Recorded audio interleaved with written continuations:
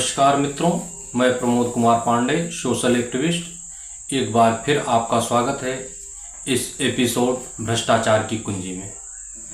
मित्रों, आज हम भ्रष्टाचार की कुंजी में इतिहास के कुछ तथ्यों का उल्लेख करेंगे। आधुनिक इतिहास में हमारे देश के स्वतंत्रता संग्राम में, देश को आज़ाद कराने में उन महान सपूतों के योगदान और उनके साथ किए गए भेदभाव की चर्चा करेंगे।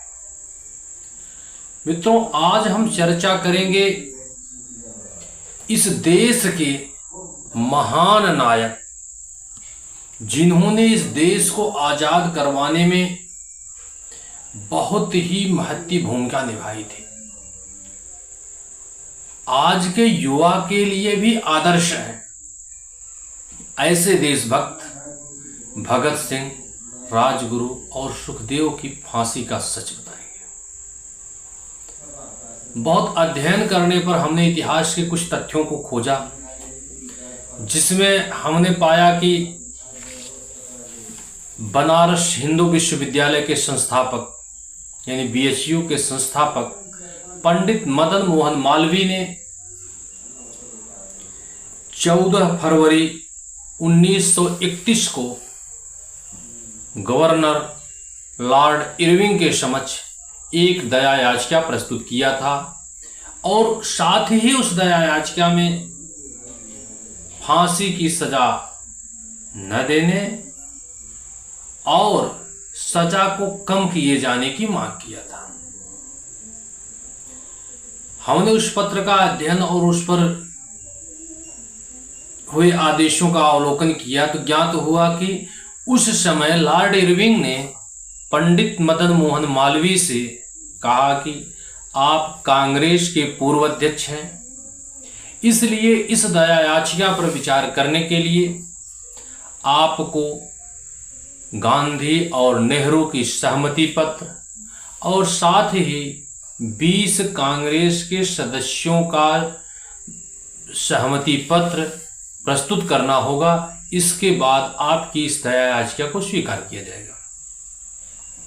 पंडित मदन मोहन मालवीय ने जब इस पर गांधी और नेहरू से चर्चा किया, सहमति पत्र देने की बात की, तो उन्होंने सहमति नहीं दिया और उनके दबाव में कांग्रेस के अन्य सदस्यों ने भी सहमति नहीं दिया।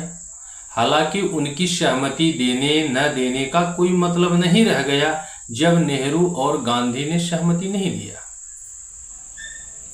लॉर्ड इरविंग अपने रिटायरमेंट के बाद लंदन की एक सभा में कहा कि मैं समझता था कि नेहरू और गांधी भगत सिंह, राजगुरु और सुखदेव की फांसी रुकवाने पर अड़े रहेंगे और मैं उनकी फांसी को रोक भी दूंगा, परंतु गांधी और नेहरू ने ऐसा नहीं किया। अंग्रेज भी भगत सिंह की फांसी देने में जल्दबाजी नहीं करना चाहते थे, लेकिन लॉर्ड इरविंग ने यहां तक कहा कि मुझसे ज्यादा जल्दी नेहरू और गांधी को थी कि भगत सिंह को फांसी की सजा दी जाए। कपिल कुमार की किताब में कपिल कुमार की इतिहास की उस पुस्तक के अनुसार लॉर्ड इरविंग को आश्चर्य तब हुआ जब नेहरू और गांधी ने भगत सिंह और राजगुरु व सुखदेव की फांसी का विरोध न करके जल्दी से जल्दी फांसी देने का प्रयास किया। अंग्रेजों को कोई जल्दी नहीं थी इन लोगों की फांसी देने की, लेकिन नेहरू और गांधी को जल्दबाजी थी, क्योंकि भारत की जनता में भगत सिंह की लोकप्रियता बहुत तेजी से बढ़ रही थी और ये भगत सिंह की बढ़ती लोकप्रियता नेहरू जी को पसंद नहीं थी। इसलिए नेहरू जी चाहते थे कि जल्दी से जल्दी उनको फांसी दी जाए। लॉर्ड इरविंग ने अपनी किताब में लिखा है कि अगर एक बार भी गांधी जी और नेहरू भगत सिंह की फांसी रोकने के लिए कहते तो हमें मजबूर होकर उनकी फांसी रोकना पड़ता। आश्चर्य की बात तो यह है कि लाहौर के जेलर ने महात्मा गांधी को एक पत्र लिख करके उनसे पूछा कि क्या इन लड़कों के फांसी देने से माहौल खराब नहीं होगा, जनता में ज़्यादा विद्रोह तो नहीं होगा, सामाजिक माहौल सामाजिक सौहार्द में दिक्कत तो नहीं आएगी। इसके जवाब में गांधी जी ने लिखित रूप से जो पत्र भी हम आपको स्क्रीन पर दिखाएंगे, गांधी जी का वो पत्र जिस पर उन्होंने लिखित रूप से कहा कि आप अपना काम करिए, कुछ नहीं होगा। यानी कि वे चाहते थे कि जल्दी से जल्दी भगत सिंह, राजगुरु और सुखदेव को फांसी दे दी जाए। अगर आप चाहे तो गूगल पर सर्च करके इरविन के उस स्टेटमेंट को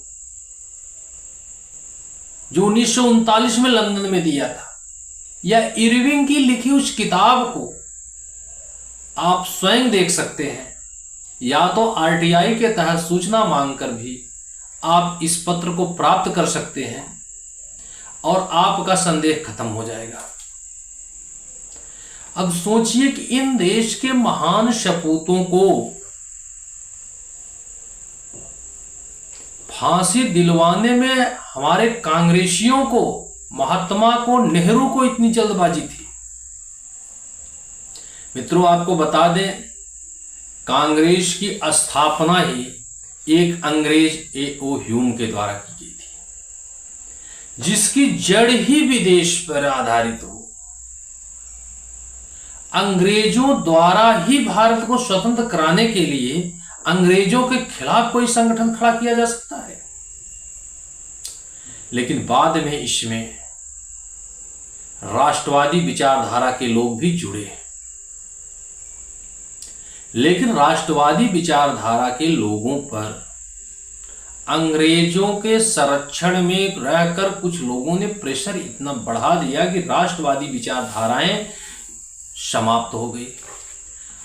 आपको याद होगा या इतिहास में आप जो अधूरे तथ्य पढ़ाए जाते हैं उसमें भी आपने पढ़ा होगा, चंद्रशेखर तिवारी यानी चंद्रशेखर आजाद जी इसी संबंध में नेहरू जी से बात करने के लिए इलाहाबाद के आनंद भवन में गए थे, जहां पर नेहरू ने सहमति नहीं दिया। दोनों के बीच में कुछ अनबन भी हुई और वहां से निकलते ही आनंद भवन से मात्र कुछ ही दूरी पर, जो आज भी कंपनी गार्डन के नाम से पार्क मशहूर है, वहां पर वो स्थल भी मौजूद है जहां चंद्रशेखर आजाद जी शहीद हुए थे। वो वृक्ष भी आज भी मौजूद है। तो आप सोच सकते थे कि अंग्रेजों को जानकारी आजाद के बारे में नहीं थी, लेकिन नेहरू जी के आवाज से निकलते ही अंग्रेजों की फौज ने वहां घेर लिया। उस महान सपूत ने जमकर मुकाबला किया, लेकिन अंग्रेजों के हाथ से मरना न स्वीकार करके अंतिम गोली अपने ही कनपटी पे दाग लिया। तो ऐसे हमारे देश के उन महान सपूतों को, जो वास्तव में देश को आजाद कराए, जिन्होंने प्राणों का बलिदान दिया, 1.25 लाख लोग ऐसे शहीद हो गए, और हम पढ़ते हैं कि दे दी आजादी हमें बिना खटक बिना ढाल के, साबरमती के संग तूने कर दिया कमाल।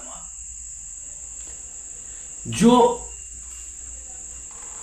जिस फांसी के फंदे पे भगत सिंह, राजगुरु, सुखदेव को लटकाया गया, आज वो फांसी का रस्सी और फंदा किसी म्यूजियम में मौजूद नहीं है, लेकिन महात्मा जी की बकरी जिस रस्सी में बांधी जाती थी, आज वो संग्रहालय में सुरक्षित रखा गया है। जब अकाल पड़ा था, लोग भूखे थे, उस समय गांधी जी जिस बकरी की दूध पीते थे, उसके लिए कश्मीर की सबसे महंगी सेब खिलाई जाती थी, और अर्धनग्न शरीर जो वस्त्र भी नहीं पहने बचाए, ऐसे हमको आजादी दिला दी है हमारे महात्मा जी। इतिहास के कुछ ऐसे तथ्य हैं जिसका अध्ययन किया जाना आवश्यक है। सही जानकारी लोगों के बीच में आनी चाहिए। इसलिए भ्रष्टाचार की इस कुंजी में हम राष्ट्रवाद के उन महान नायकों के बलिदान को, उनकी शहादत को याद करते हुए आज की इस भ्रष्टाचार की कुंजी में दर्दनाक सत्य जो भगत सिंह, राजगुरु और सुखदेव की फांसी का है, कड़वा सच है, दर्दनाक है, लेकिन इतिहास के तथ्यों पर आधारित है।